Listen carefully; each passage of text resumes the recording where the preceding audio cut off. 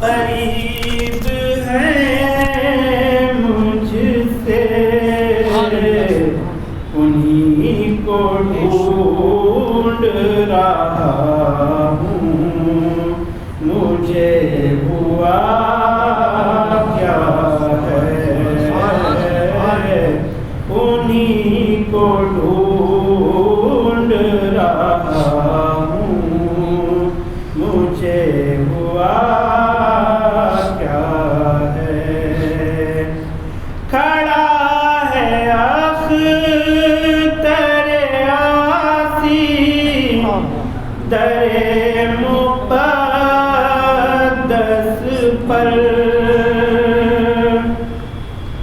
کھڑا ہے اختر آسی در مقدس پر، حضور آپ کی رحمت کا فیصلہ کیا ہے، حضور آپ کی رحمت کا فیصلہ کیا ہے۔ سبحان اللہ۔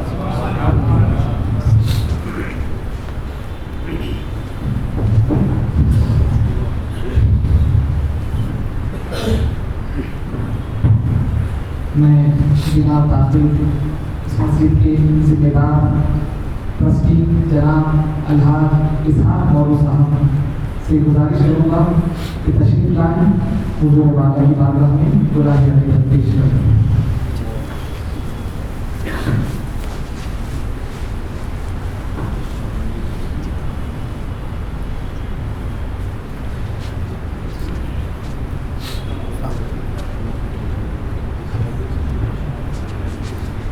اللهم صل على سيدنا مولانا محمد وعلى صلاة والسلام عليك يا رسول الله صلى الله عليه وسلم۔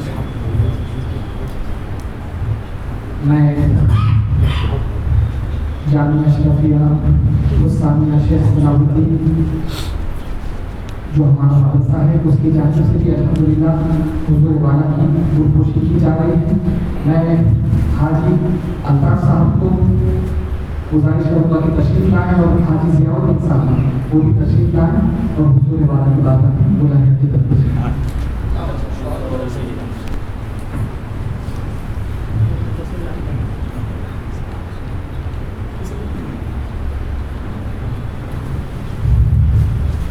ہماری مدرسے کی جانب سے حضور والا کی بارگاہ میں بلائے کی تدبیر کیا جائے۔ اللهم صل على سيدنا ونبينا ومولانا محمد صلاة وسلام بالقلوب والأبصار والأبدان وشفائها ونور الأبصار وضيائها وآله وصحبه دائما أبدا۔ اب میں بنا تاخیر جیسے کہ الحمدللہ ہم کوشش کرتے ہیں کہ اپنی مجلس کا جو وقت ہم نے طے کیا ہے اس مجلس کا آغاز بالکل اسی وقت کرنے کی پوری کوشش کرتے ہیں۔ میں بنا تاخیر حضور والا کو دعوت دیتا ہوں۔ اس سے پہلے آپ تمام حضرات نعرہ تکبیر و رسالت کے ساتھ میرا ساتھ دیں۔ نعرہ تکبیر، نعرہ تکبیر، نعرہ رسالت، نعرہ رسالت، نعرہ غوث، حضرت علامہ مولانا حضور شیخ الاسلام مدنی میاں، حضرت علامہ مولانا حضور حمزہ میاں، نعرہ تکبیر، نعرہ رسالت، یا رسول اللہ۔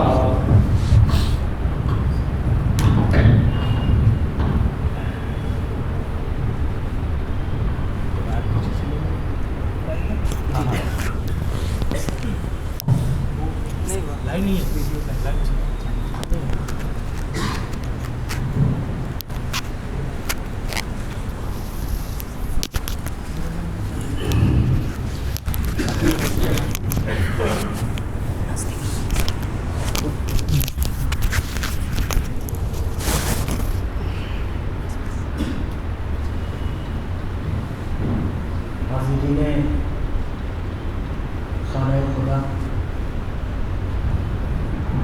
خدا کے اس گھر میں عبادت کی نیت سے، صرف اور صرف عبادت کی نیت سے اپنی ان گنہگار پیشانیوں کو خدا کی بارگاہ میں جھکا کر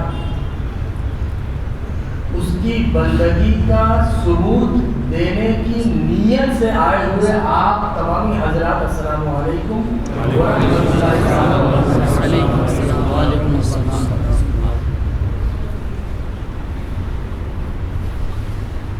سب سے پہلے تو قابل مبارکباد ہیں خلیفہ حضور شیخ الاسلام علی جناب حضرت مولانا ایوب صاحب قبلہ اور ان کے وہ تمام دست و پا، وہ تمام علماء حضرات علماء کرام جو ان کے ساتھ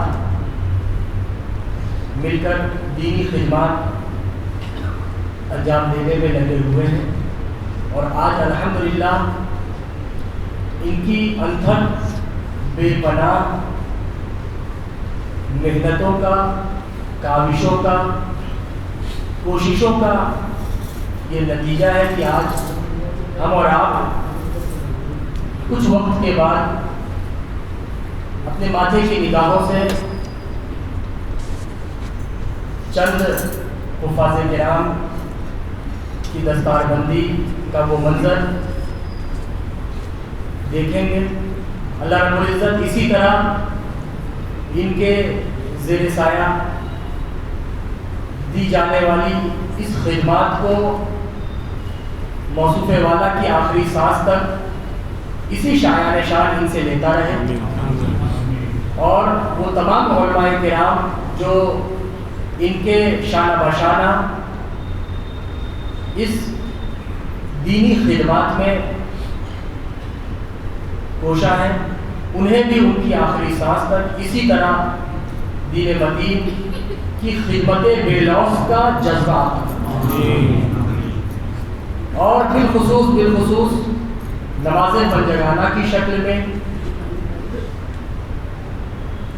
ساتھ ہی ساتھ نماز جمعہ کی شکل میں اس منبر رسول سے جو بھی پیغامات یہاں کے مصلیین کو، نبی کے امتیوں کو، خدا کے بندوں کو دیے جاتے ہوں، ان تمام تر پیغامات پر آپ کو عمل پیرا ہو کر زندگی کے صبح و شام گزارنے کا جذبہ آتا ہے۔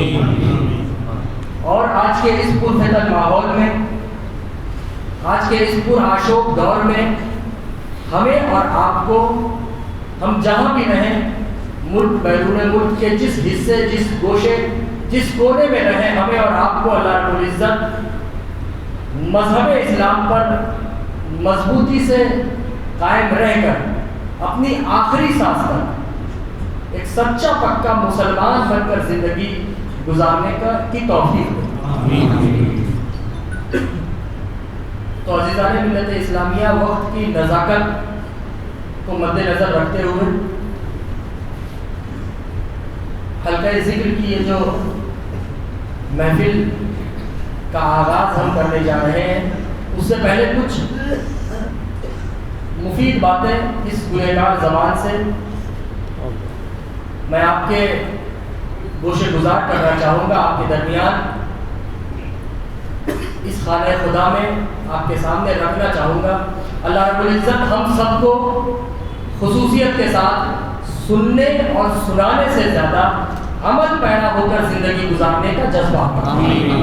ایک بار بآواز بلند درود پاک کا نذرانہ عقیدت پیش فرمائیں۔ مولانا محمد فاضل الجودی والکرم وآلہ وبارک وسلم صلاۃ و سلام علیک یا رسول اللہ صلی اللہ تعالی علیہ وسلم۔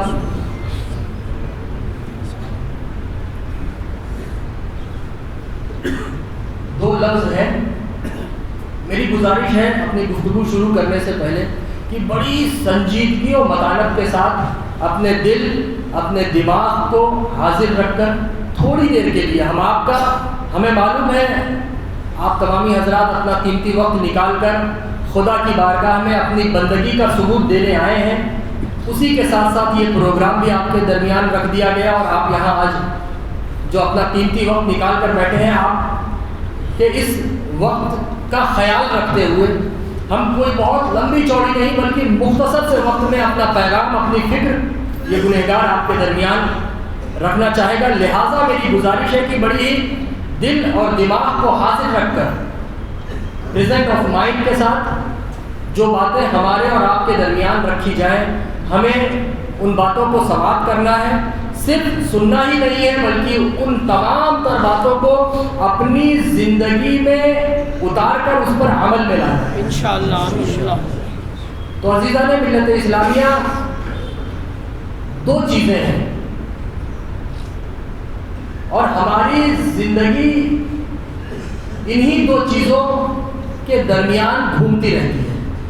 صرف دو چیزیں. پہلی چیز جسے ہم اور آپ مہد بولتے ہیں مطلب ماں کی گود. بہت غور سے آپ سماعت کریں گے. اس میں جتنے بھی میرے بزرگ حضرات ہیں اپنے بزرگوں کی دعاؤں کا سہارا لے کر یہ گنہگار نوجوان بھائیوں تک اپنی فکر پہنچا رہا ہے. ہمارے بزرگوں کو اللہ سلامت رکھے, ان کے سائے کرم کو ان کے گھر والوں پر تادیر قائم و دائم فرمائے اور انہوں نے جس مشقت سے زندگی گزار کر یہاں تک یہ پہنچے ہیں اسی طرح ان کی آنے والی نسلوں کو بھی اپنے بزرگوں کی خدمت, ان کا خیال, ان کا ادب و احترام کر کر زندگی گزارنے کا جذبہ عطا فرمائے. تو میں یہ گنہگار یہاں جتنے بھی بزرگ حضرات موجود ہیں ان بزرگوں کی دعاؤں کا سہارا لے کر آپ کے درمیان اپنی گفتگو کو آگے بڑھائے گا کہ دو چیزیں ہیں عزیزان اسلام. میں اپنے بزرگوں سے گفتگو نہیں کر رہا ہوں, ان کی تو صرف ہمیں دعا چاہیے. ہم ینگسٹر سے بات کر رہے ہیں, عمر میں مجھ سے چھوٹے جو میرے بھائی ہیں, جو پیارے بچے ہیں, میں ان سے گفتگو کر رہا ہوں. جو ینگسٹرز ہیں ان سے بزرگوں کی دعاؤں کا سہارا لے کر. دو چیزیں ہیں ہماری زندگی انہی دو چیزوں کے درمیان میں گھوم پھر کر رہتی ہے. پہلی چیز جسے ہم اور آپ مہد بولتے ہیں ماں کی گود, اور دوسری جسے ہم اور آپ لحد بولتے ہیں قبر, ہے نا. ماں کی گود سے زندگی شروع ہوتی ہے اور قبر تک کا سفر ہوتا ہے. بات صحیح ہے کہ غلط ہے؟ اگر کچھ بھی بات آپ کو غلط لگے آپ کو اپنے اس گنہگار چھوٹے بھائی کی اصلاح کرنے کا مکمل حق ہے ایک مومن ہونے کی حیثیت سے, ہے نا. انہی دو چیزوں کے درمیان ہماری زندگی ہے, ماں کی خوبصورت گود سے لے کر قبر کی تاریکی تک, ہے نا. بلکہ تاریکی کہنا تو مناسب نہیں ہوگا, ہم تو خدا کے بندے ہیں, نبی کے امتی ہیں. انشاءاللہ ہمارا ایمان ہے ہماری قبر تاریک نہیں بلکہ نور سے منور ہوگی. ہماری قبر تاریک نہیں ہوگی جناب. تو ماں کی خوبصورت گود سے لے کر قبر کے اجالے تک, قبر کی تاریکی تک نہیں, وہ تو کسی اور کی قبر تاریک ہوگی. ہماری اور آپ کی قبر انشاءاللہ تاریک نہیں ہوتی ہے. ہم نے غوث کا دامن تھاما ہے, ہم نے غریب نواز کی غلامی کا پٹا اپنے گلے میں باندھا ہے. ہماری قبر تاریک نہیں ہوگی جناب, ہوگی کسی اور کی ہوگی. اللہ انہیں بھی ہدایت عطا فرمائے. ہمیں اس میں نہیں پڑھنا ہے بلکہ ان کے لیے دعا کرنی ہے. ایک مومن کی یہی شان ہے نا عزیزان اسلام. تو ماں کی خوبصورت گود سے لے کر قبر کے اجالے کے درمیان کی یہ جو زندگی ہے, اس زندگی کے تین حصے ہیں, اس زندگی کے تین چہرے ہیں, اس زندگی کے تین پارٹ ہیں, اس زندگی کے تین طبقات ہیں, اس زندگی کے تین درجے ہیں, اس زندگی کے تین مراحل ہیں. بات صحیح ہے نا. پہلا مرحلہ جسے ہم اور آپ بچپن کہہ کر بلاتے ہیں, ہے نا. زندگی کا دوسرا چہرہ جسے ہم اور آپ جوانی سے تشبیہ دیتے ہیں. زندگی کا تیسرا اور آخری مرحلہ جسے ہم اور آپ بڑھاپے سے تعبیر کرتے ہیں. بات صحیح ہے نا میرے عزیزوں. بزرگوں کی دعاؤں کا سہارا لے کر یہ گنہگار اپنی اس گنہگار زبان سے جو بھی تھوڑا بہت اس کا علم ہے، اپنے اس علم کی روشنی میں آپ تک پہنچا رہا ہے. یہی 3 حصے ہیں. کیا ان 3 حصوں کے علاوہ اور بھی کوئی چوتھا حصہ ہے؟ اگر ہے تو مجھے بتائیے. نہیں نا، یہی 3 ہیں. یہ ایک الگ بات ہے کہ کسی کو زندگی کے یہ تینوں حصے نصیب آتے ہیں تو کسی کو نہیں آتے. کسی کو زندگی کا ایک ہی حصہ نصیب آتا ہے. بچپن میں ابھی وہ چھوٹا ہے، اپنی زندگی کو آگے بڑھا رہا ہے کہ اچانک اس دنیا سے چلا جاتا ہے، اس کا انتقال ہو جاتا ہے. پتہ کیا چلا کہ اسے زندگی کے 2 حصے نہیں مل پائے، جوانی اور بڑھاپا. کچھ ایسے ہوتے ہیں جنہیں زندگی کے 2 حصے ملتے ہیں تو انہیں آخری حصہ بڑھاپا نہیں مل پاتا.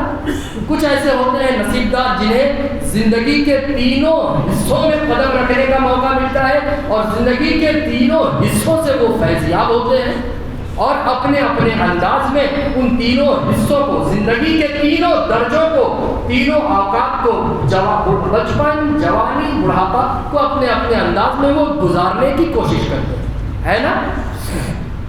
اب آپ بتائیے عزیزان اسلام کہ ان تینوں حصوں میں ہم جو بھی کام کرتے ہیں، وہ چھوٹے سے چھوٹا کام ہو یا بڑے سے بڑا کام ہو، اس کے پیچھے کوئی نہ کوئی وجہ ہوتی ہے، اس کے پیچھے کوئی نہ کوئی سبب ہوتا ہے، کوئی نہ کوئی کارن ہوتا ہے، کوئی نہ کوئی ریزن ہوتا ہے نا؟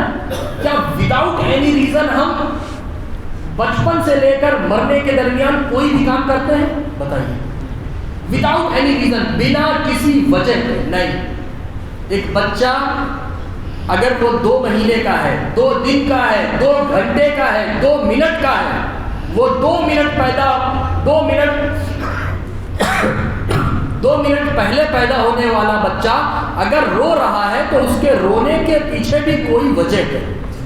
ہو سکتا ہے اسے بھوک لگی ہے، ہو سکتا ہے اس کے سر میں یا پیٹ میں یا ہاتھ پیر میں درد ہو رہا ہو اور وہ بچہ ابھی اتنا کم سن ہے، اتنا نادان ہے، اتنا چھوٹا ہے کہ اپنے اندر موجود کیفیت کا احساس، اس کا اظہار وہ بول کر نہیں کر سکتا.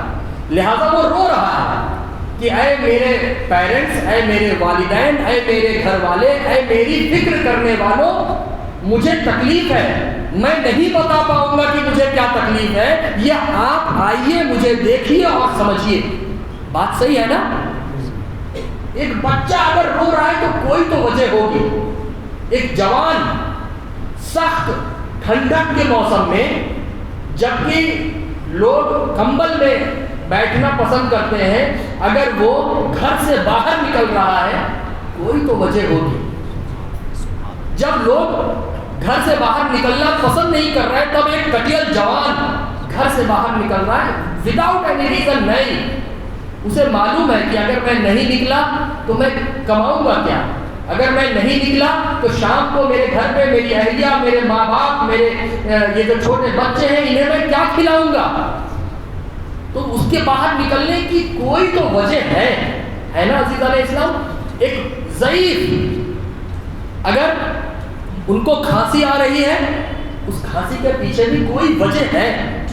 کیا بنا وجہ کسی کو کھانسی آتی ہے؟ کیا بنا وجہ ہمیں بھوک لگتی ہے؟ کیا وداؤٹ اینی ریزن ہم پانی پیتے ہیں؟ ہم وقت پر نیند لیتے ہیں، کیا اس کی کوئی وجہ نہیں ہے؟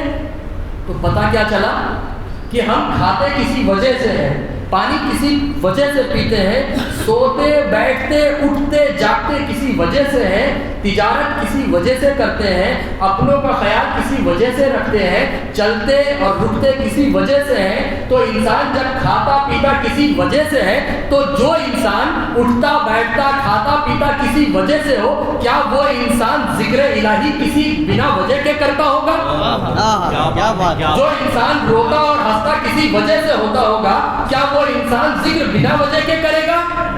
نہیں نا عزیزان اسلام. پتہ کیا چلا کہ جب کھانے کی وجہ ہے تو ذکر الہی کی بھی وجہ ہوتی ہے. جب پانی پینے کی وجہ ہے تو خدا کی بارگاہ میں حاضر ہونے کی بھی ایک وجہ ہے.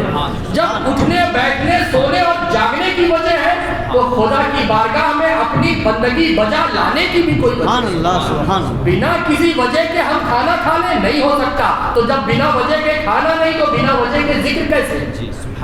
کھانا کھانے پانی پینے کی وجہ تو ذکر کی وجہ.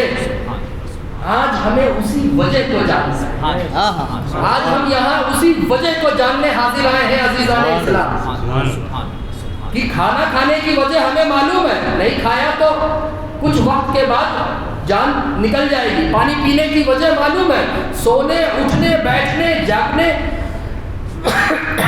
معافی چاہتا ہوں میری طبیعت ذرا صحیح نہیں ہے, وقتاً فوقتاً یہ کھانسی آ رہی ہے, ذرا امید ہے آپ سمجھ سکیں گے.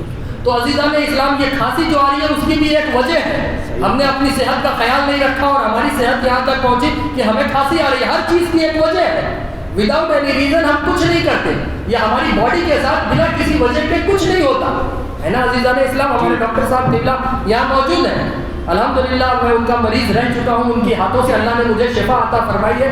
اللہ ان کے ہاتھوں کو سلامت رکھے اور ان کی آخری سانس تک ان کے ذریعے دین مدین کی خدمت اسی طرح لیتا رہے. آمین آمین. تو عزیزان اسلام ہر چیز کی ایک وجہ ہے اور بنا وجہ ہم کچھ نہیں کرتے. تو یہ ذکر انسان کیوں کرتا ہے, اس کی کیا وجہ ہے, مختصر سے وقت میں آج ہم یہی جاننے اور سمجھنے کی کوشش کریں گے. ایک بار درود پاک کا نذرانہ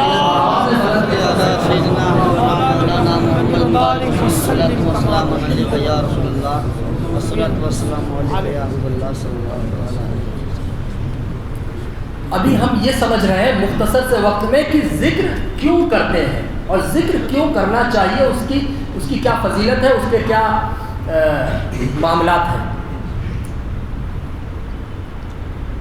کوئی انسان اپنا گھر بنواتا ہے کسی انجینئر سے, ہے نا. اب جس دن وہ گھر بنا اس دن وہ گھر کتنا خوبصورت دکھتا ہے. بہت غور سے آپ سماعت کریں گے, میں تھوڑا سا وقت لوں گا اور تھوڑے سے وقت میں یہ گنہگار اپنی اس گنہگار زبان سے اپنے ناقص اور حقیر انداز میں آپ کو سمجھانے کی کوشش کرے گا. جس دن ہم نے اپنا نیا گھر بنایا, اب وہ گھر ہر اینگل سے اس کی کھڑکی دیکھیے تو خوبصورت دکھائی دے رہی ہے, اس کے دروازے, اس کی ٹائلز, اس کی دیوار, اس کے کمرے, ہر چیز اندر باہر اوپر نیچے ہر طرف سے وہ گھر ہمیں خوبصورت دکھتا ہے نا عزیزان اسلام.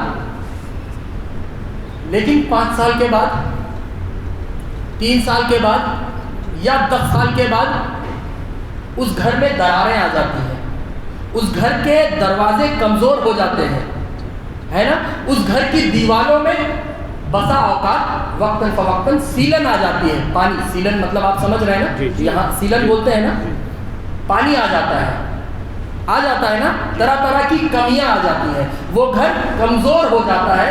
وہ گھر جو آج کے 5 سال پہلے جب بنا تھا اس وقت جو بڑا خوبصورت دکھ رہا تھا, آج اس کی خوبصورتی ذرا پھیکی پڑ گئی ہے نا. ایسا کیوں ہوا, کبھی ہم نے اس پر غور کیا؟ ایسا ہوا استعمال کرنے کی وجہ سے. بات صحیح ہے نا. اگر ہم نے ایک گھر بنایا ہوتا اور اس کو ہر طرف سے پیک کر کے ایسے ہی رکھ دیجیے, وہ تو ویسے ہی رہے گا. اس میں کیوں, کیونکہ آپ اس کو استعمال بھی نہیں کر رہے ہیں. لیکن ایک گھر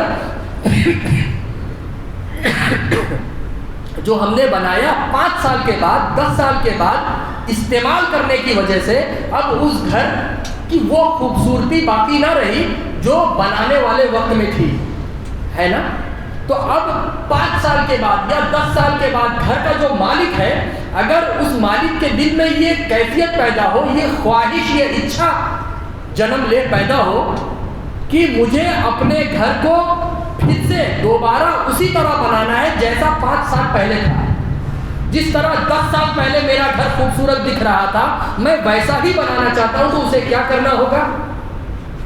اسے جناب حاجی الطاف صاحب سے کانٹیکٹ کرنا ہوگا کہ آپ ایک, الحمدللہ اللہ نے آپ کو ایک اچھا انجینئر بنایا ہے, اور کسی اچھے انجینئر سے اسے کانٹیکٹ کرنا ہوگا اور وہ انجینئر کو سونپ دینا ہوگا. وہ انجینئر اس گھر کو 10 سال بعد, جو گھر پرانا ہو چکا ہے, کمزور ہو چکا ہے, جو جرجر ہو چکا ہے, جو بے رونق ہو چکا ہے, اس گھر کو دوبارہ سرسبز و شاداب کر دے گا, دوبارہ اس کی رمق دمق چمک کو لوٹائے گا, دوبارہ اس گھر کو مضبوط بنا دے گا, ہے نا عزیزان ملت اسلامیہ, ہے نا.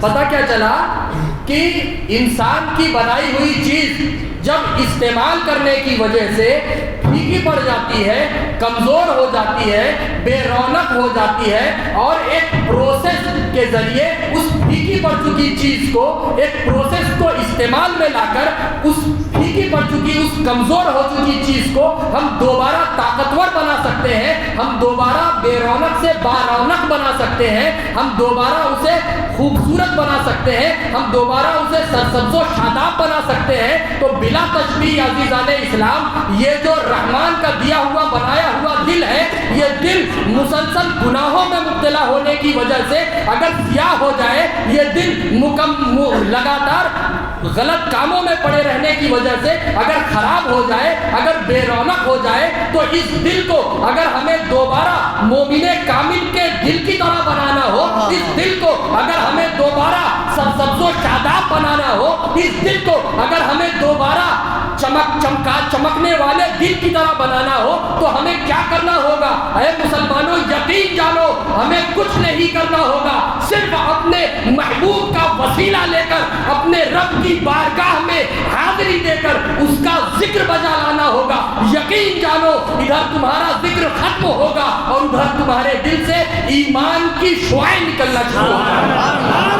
تکبیر، نعرہ رسالت، فیضان شیخ الاسلام، جانشین حضور شیخ الاسلام۔ یقین جانو مسلمانوں، ابھی ذکر سے پہلے جو تمہارا دل سیاہ ہو چکا تھا، ذکر کے بعد وہی تمہارا دل ایمان کے نور سے منور و مجلہ ہوتا ہوا دکھائی دیتا۔ ذکر سے پہلے جو تمہارا دل ابھی خراب ہو چکا تھا، بیکار ہو چکا تھا، ذکر کے بعد وہی دل خوبصورت ہوتا ہوا نظر آئے گا۔ ذکر سے پہلے جو ابھی تمہارا دل برائیوں کے، گمراہیوں کے کیچڑ میں پڑا ہوا نظر آ رہا تھا، ذکر کے بعد وہی تمہارا دل ایمان کے باغیچے میں مہکتا ہوا نظر آئے گا۔ سبحان اللہ۔ تو آج ہمیں ذکر کرنا ہے خدا کے دوست غریب نواز کے طریقے سے۔ سبحان اللہ۔ آج ہمیں ذکر کرنا ہے خدا کے محبوب بندے غوث اعظم کے دکھائے ہوئے طریقے سے۔ آج ہمیں ذکر کرنا ہے مولائے کائنات کے طریقے سے۔ آج ہمیں ذکر کرنا ہے اس ذات کا ذکر جس ذات کے جلووں کو دکھانے کے لیے صرف ہمارے وحدہ لا شریک نے لفظ کن سے اس دنیا کو وجود میں لا دیا۔ اس ذات والا صفات کے پسندیدہ طریقے پر آج ہم ذکر کرنے کی کوشش کریں گے۔ تو عزیزان ملت اسلامیہ، کیا آپ کو میری بات سمجھ میں آ رہی ہے؟ مکمل آپ کا دل و دماغ حاضر ہے؟ ایک بار ہاتھ اٹھائیں جو لوگ نہیں سن رہے۔ مولانا حنیف صاحب آپ سے یہ امید نہیں تھی، آپ نے بھی ہاتھ اٹھا دیا۔ حضور آپ نے بول کے رک گئے تو ہم نے ارے مولانا صاحب آپ تو کم از کم حاضر رہیے۔ اللہ کا گھر ہے، مکمل اس کا ادب و احترام رکھتے ہوئے، اپنے بزرگوں کی دعاؤں کا سہارا لیتے ہوئے، سن رسیدہ حضرات اپنے عزت مآب بزرگوں کی دعاؤں کا سہارا لیتے ہوئے، یہ عاصی، یہ گنہگار، یہ خطاکار، یہ نافرمان خدا کا بندہ اپنی اس گنہگار زبان سے اپنی فکر کو آگے بڑھائے گا، آپ کی بارگاہ میں خدا کے اس بابرکت گھر میں رکھنے کی کوشش کرے گا۔ عزیزان اسلام، ہر چیز کا ایک اصول ہوتا ہے۔ یہ تو ہم نے سمجھا کہ ذکر کرنا ہے اور ذکر کی وجہ کیا ہے۔ الحمدللہ اپنے گنہگار انداز میں بتانے والے نے بتایا اور سننے والوں نے سنا، لیکن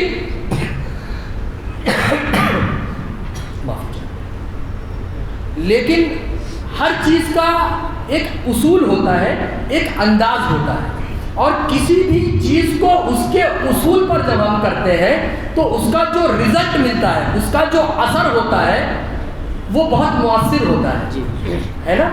کسی بھی چیز کو آپ اس کے طریقے پر کریے تو اس کا جو رزلٹ ملے گا وہ طریقے سے ہٹ کر اگر آپ نے کیا تو وہ رزلٹ نہیں ملے گا۔ اب اس کی میں آپ کو ایک مثال دوں گا۔ یہاں پر بہت سے ہمارے کچھ ایسے بچے دکھ رہے ہیں جو ابھی اسکول میں پڑھتے ہوں گے، ہے نا۔ اب آپ بتائیے، اسکول کے شروع ہونے اور ختم ہونے کا ایک ٹائم ہوتا ہے۔ کوئی اسکول مارننگ کا ہوتا ہے تو کوئی اسکول آفٹر نون کا ہوتا ہے، کوئی اسکول صبح 7 بجے شروع ہوتا ہے تو کوئی اسکول دوپہر میں 11 یا 12 بجے شروع ہوتا ہے۔ سب کا اپنا اپنا ٹائم ہے، اس سے کوئی لینا دینا نہیں، لیکن ایک ٹائم شروع ہونے کا ہے، ایک ٹائم ختم ہونے کا ہے۔ مثال کے طور پر اسکول اگر صبح کے 7 بجے شروع ہو رہا ہے اور کوئی بچہ اگر 10 بجے اسکول پہنچے گا تو کیا اسکول کا پرنسپل یا اس کے ٹیچر اس بچے سے خوش ہوں گے؟ جواب دیجیے. کیا میں نے کچھ غلط بات آپ سے کی؟ اگر میں کچھ غلط بول رہا ہوں، آپ خدا کے بندے ہیں، نبی کے امتی ہیں، آپ کو اپنے اس چھوٹے بھائی کی اصلاح کرنے کا مکمل حق ہے. آپ کو حق ہے. کوئی ٹیچر اس سے خوش ہوگا؟ حالانکہ وہ بچہ اپنے بالوں میں کنگھی کر کے آیا ہے، وہ بچہ اسکول کا ڈریس پہن کر گیا ہے، وہ بچہ گلے میں ٹائی لگا کر اپنے نیلز کو کٹ کر کے اپنا صاف ستھرا چہرہ لے کر گیا، اپنے پیروں میں جوتا پہن کر اسکول کا جو مکمل یونیفارم ہوتا ہے وہ پہن کر گیا ہے. اس کے باوجود بھی کیا اسکول والے خوش ہوں گے؟ نہیں نا. کیوں؟ کیونکہ اس بچے نے اسکول کے قانون کو توڑا ہے. ٹھیک ہے، بے رخی سے اس کو بلا لیں گے، ڈانٹیں گے، بیٹھا دیں گے، وہ ایک الگ بات ہے، لیکن خوش نہیں ہوں گے. مطلب کیا ہوگا کہ اس بچے کو جو مکمل فائدہ ملنا چاہیے تھا وہ نہیں ملا ہے نا. وہ وقت پر پہنچتا تو اس کی تعلیم کا، اس کی اسٹڈی کا ناغہ بھی نہ ہوتا، اس کے اساتذہ، اس کے ٹیچر اس سے خوش بھی ہوتے، اور وہ اس کو یہ سمجھتے کہ یہ ایک اوبیڈینٹ، یہ ایک فرما بردار طالب علم ہے، یہ ایک اوبیڈینٹ اسٹوڈنٹ ہے، اچھا ودیارتھی ہے، اچھا اسٹوڈنٹ طالب علم ہے نا. تو اس مثال سے ہمیں پتہ کیا چلا، ہم نے کیا سمجھا اس مثال سے عزیزان اسلام؟ ہم نے یہ سمجھا کہ کسی بھی چیز کو اس کے طریقے پر اگر ہم کریں گے تو اس کا جو رزلٹ ہمیں ملنا ہے وہ رزلٹ طریقے سے ہٹ کر کرنے پر نہیں ملے گا، ہے نا. اسکول والی مثال آپ کے سامنے ہے نا. اسی طرح ذکر کے بھی کچھ اصول ہیں عزیزان اسلام، ذکر کے بھی کچھ اصول ہیں، اور اگر ہم ذکر الہی اس اصول پر رہ کر کریں گے تو ذکر کا ہمیں جو فائدہ ملنا ہے ان اصولوں سے ہٹ کر کیے جانے پر فائدہ تو ملے گا، لیکن جیسا فائدہ ملنا چاہیے ویسا نہیں ملے گا. کیونکہ 10 بجے جانے والے بچے کو اسکول اس کے ٹیچر جس طرح خوش ہونے چاہیے ویسے خوش نہیں ہوں گے. اسی طرح ذکر کے بنائے ہوئے اصولوں سے ہٹ کر اگر ہم ذکر کریں گے، ٹھیک ہے ذکر ہے ہو جائے گا، لیکن جو اس کا مکمل ہمیں لابھ ملنا چاہیے، جو فائدہ ملنا چاہیے وہ نہیں ہوگا، ہے نا عزیزان اسلام. تو ہمیں مکمل ہو سکتا ہے یہاں پر بہت سے ایسے لوگ ہوں جو طرح طرح کی بیماریوں میں مبتلا ہوں، بہت سے ایسے بھائی ہوں جو مقروض ہوں، قرض دار ہوں، بہت سے ایسے بھائی ہوں جن کے گھر والے، جن کے رشتہ دار اس دنیا سے چلے گئے ہوں، انہیں اس کا رنج، اس کی تکلیف، اس کا علم، اس کا درد کچوکے لگا رہا ہو، ستا رہا ہو، پریشان کر رہا ہو، یاد آ رہا ہو، ہے نا. بہت ساری چیزیں ہوں گی، طرح طرح کی آپ کی زندگی میں طرح طرح کے مسائل، چھوٹے بڑے مسائل ہوں گے جو اس وقت خدا کے گھر میں آپ کے دماغ میں موجود ہوں گے. ان تمام مسائل کو اپنے دل و دماغ سے نکال کر خدا اور اس کے رسول کی ذات پر یقین کرتے ہوئے ہمیں اور آپ کو ذکر کرنا ہے کہ اگر آپ مقروض ہیں، اگر آپ قرض دار ہیں تو اس یقین کے ساتھ ذکر کرنا ہے کہ میں انشاءاللہ اس ذکر کے بعد، اس ذکر کے صدقے میں میرا مولا بہت جلد میرے اس قرض سے مجھے نجات دے دے گا. اس یقین کامل کے ساتھ آپ کو ذکر کرنا ہے کہ آپ کو کسی بھی طرح کی تکلیف ہو، ایک بار یقین کر کے تو دیکھیے اپنے رب پر. خدا کے گھر میں آئے ہیں، ایک بار سچے مومن کی نشانی اپنے اندر پیدا تو کر کے دیکھیے. آپ کو آپ کا مولا، آپ کا رب، آپ کا وحدہ لا شریک رزلٹ نہ دے تو آپ کہیے گا عزیزان اسلام، ایک بار یقین تو کریے کہ واقعی میں مجھے جو بھی تکلیف ہے، میں یہ ذکر کرنے جا رہا ہوں، اس ذکر کے بعد میری باڈی میں، میرے جسم میں جو بھی تکلیف ہے اس تکلیف سے میرا مولا مجھے نجات دے دے گا. یقین جانیے عزیزان اسلام، وقت نہیں گزرے گا اور آپ کو یہ محسوس ہوگا کہ جس سالوں سے، جس پریشانی میں، جس بے چینی میں آپ اپنے اوقات گزار رہے تھے اس سے آپ باہر آ جائیں، ہے نا عزیزان اسلام. تو یقین کامل اپنے خدا کی ذات پر، اپنے رسول کی ذات پر یقین کر کے ہمیں یہ ذکر کرنا ہے. چند اذکار ہیں جو میں آپ کے درمیان رکھوں گا. پہلے آپ کو مجھے دیکھنا ہے اور اس کے بعد ہمارے ساتھ آپ کو جڑنا ہے. درمیان ذکر میری آواز تھوڑی دیر کے بعد بلند ہو جائے گی، تو جب میری آواز بلند ہو، مطلب تیز ہو جائے، تو آپ کو بھی ہماری آواز کے ساتھ اپنی آواز کو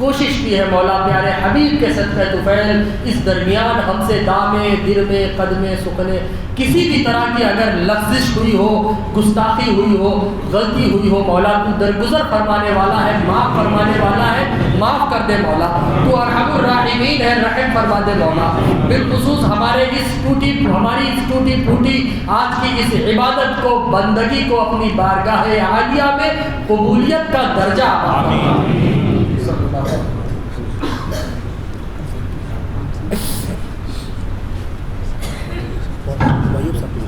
دعا آخر میں ہوگا، بالکل آخر